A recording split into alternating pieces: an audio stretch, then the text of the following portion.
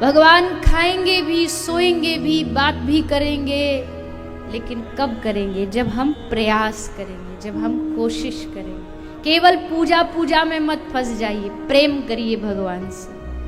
पूजा बड़ी आसान है। बाजार जाओ, फूल ले आओ, माला ले आओ, पत्ता ले आओ, फल ले आओ, चढ़ा दो, हो गई पूजा। 100 रुपए में पूजा हो जाती है।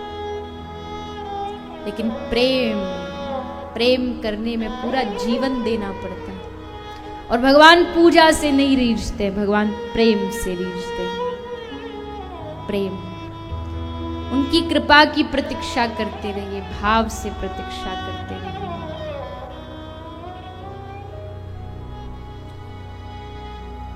कुछ भी कहिए उनसे, आप जरूरी नहीं। कई लोग कहते भगवान संस्कृत के स्तोत्रों से खुश होंगे। अरे आप और सब छोड़िए, मैं तो ये भी कहूं, प्यार से गाली भी दे दोगे ना तो खुश हो जाएंगे। नरसी, जूनागढ़ गुजरात के नरसी मेहता, उनको कारागार में डाल दिया था राजा ने। परीक्षा ली कि सुबह तक भगवान तेरे गले में माला चढ़ा गया तो तू सच्चा भक्त, नहीं तो सुबह फांसी पे चढ़ा दे। नरसी बुला रहे पूरी रात प्रभु को, प्रभु आ जाओ, प्रभु आ जाओ, प्रभु बचा लो, प्रभु इज्जत का सवाल है, प्रभु आबरू चली जाएगी, प्रभु लाज चली जाएगी। थोड़ी देर तक बुलाया, समय बीतता जा रहा। नरसी ने सोचा ऐसे नहीं आएगा ये। अब नरसी ने गालियां देना शुरू किया।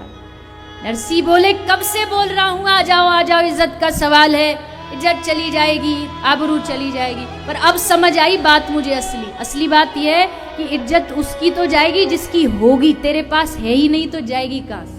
तेरे दो माँ, तेरे दो बाप। भगवान को कह रहे तेरे कुल खानदान का पता नहीं। कोई कहता है देवकी नंदन, कोई कहता है यशोदा नंदन। क्यों आएगा तू मेरे पास?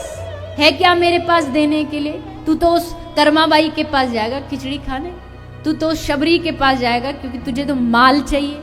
खूब सुनाया। और ठाकुर जी बैठे बैठे कितनी बढ़िया गाली देता। नरसी का एक राग था, केदार राग। नरसी जब भी वो राग गाते तो ठाकुर जी आ जाते। पर आज तक ठाकुर जी को केदार राग में इतना आनंद मजा नहीं आया जितना आज गालियां सुन के आ रहा। देवता कह रहे प्रभु ये कैसा भक्त है, आपको गाली दे रहा है, और चुप हो जाओ, एकदम सुनने दो, बड़ा आनंद आ रहा है। ऐसा भगवान दुनिया में कहीं नहीं मिलेगा आपको जो गालियों में भी मजा ढूंढ ले, गाली में भी मजा ढूंढ। भगवान कहते टूटी फूटी जो वाणी तेरे मन में आ जाए तू कह दे, तू मुझे सुना दे, मैं उसी से खुश हो जाऊं। अरे एक बड़ा प्रसिद्ध कहानी, एक छोटा बच्चा भगवान के दरबार में गया। सब कोई रामचरितमानस के दोहे गा रहा था, कोई गोपी गीत गा रहा था। अरे बच्चे ने सोचा मैं क्या सुनाऊं भगवान, कुछ तो आता नहीं। तो भगवान के सामने खड़ा होके क ख ग घ ये सुनाने लगा। तो पुजारी जी बोले अरे बच्चे क्या कर रहा है तू, ये कौन सी स्तुति है? बोले पंडित जी स्तुति तो कोई नहीं है, पर आपकी जितनी भी स्तुति बनी है ना वो क ख ग के भीतर से ही बनी है। तो मैंने भगवान को सब सुना दिया, जो अच्छा लगे खुद बना लेंगे, उनको जो अच्छी लगेगी स्वयं बना ले, मैं क्यों बोझ लूं। ये प्रेम है। मैं बार बार कहती हूँ भागवत प्रेम करना सिखाती है भगवान से। प्रेम, भागवत सफल तभी है, कथा से पहले भले आप घर में 5 ही सदस्य हो, लेकिन कथा 7वें दिन जब विश्राम हो तो आप 5 से 6 बन जाएं, मतलब ठाकुर जी आपके घर का एक और सदस्य बन जाए।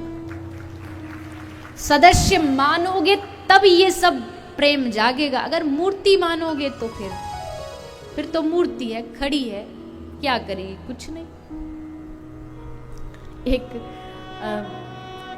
कोई भक्त था, भक्त क्या था, विषय संसारी था, तो उसको कुछ इच्छा पूरी करनी थी अपने, उसको बच्चा पुत्र चाहिए था। तो किसी ने कहा गोपाल जी की सेवा कर लो। गोपाल जी रखे, बालक नहीं हुआ, तो उसने सोचा हटाओ इनको, दूसरा वाला लाओ, दूसरा ट्राई करो, दूसरा भगवान ट्राई करो। गोपाल जी को साइड में कर दिया और दूसरा कोई देवी देवता की मूर्ति रख के उसकी पूजा करने लगा। अब सामने धूप लगाता मूर्ति के सामने। अब जैसे आप धूप बत्ती सामने लगाते हो तो उसकी जो धुआं है वो थोड़ा हवा के झोंके से दूसरी तरफ जाता है। तो देवी को धूप लगाता था और जो धुआं था वो भगवान लड्डू गोपाल जी की तरफ चला जाता।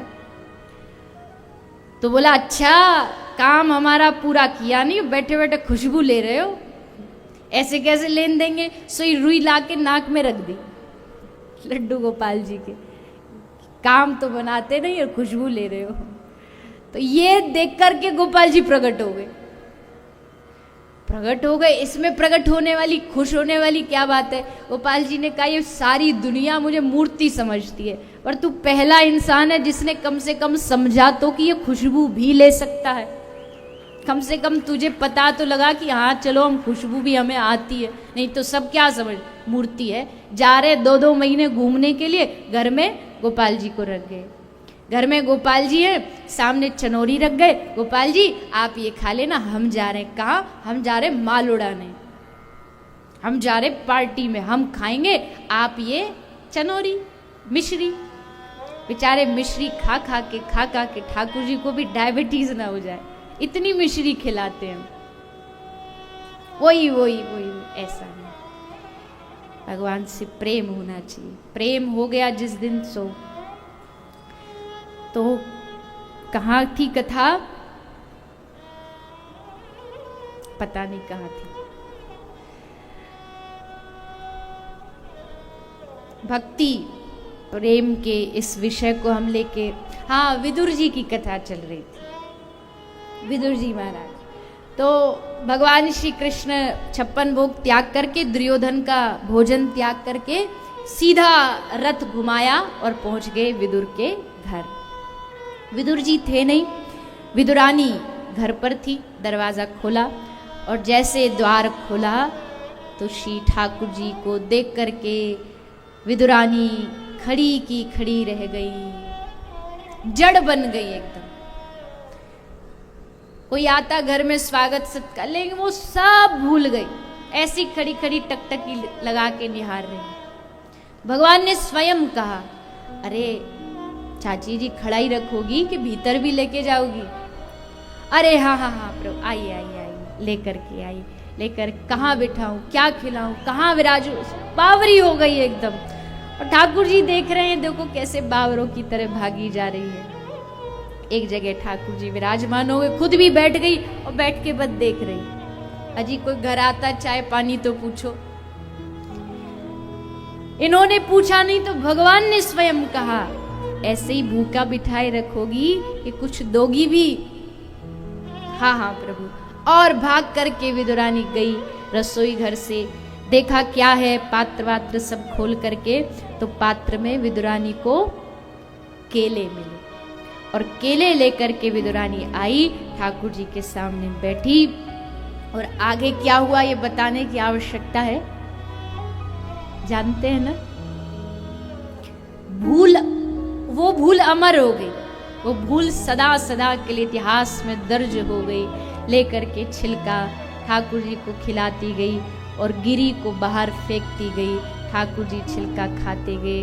और भैया हमारे ब्रज के महात्मा कहते हैं, बड़ी बात ये नहीं है कि विदुरानी भूल गई थी वो छिलका खिला रही है, बड़ी बात ये है कि भक्त वत्सल भगवान भी भूल गए थे कि वो छिलका खा रहे हैं।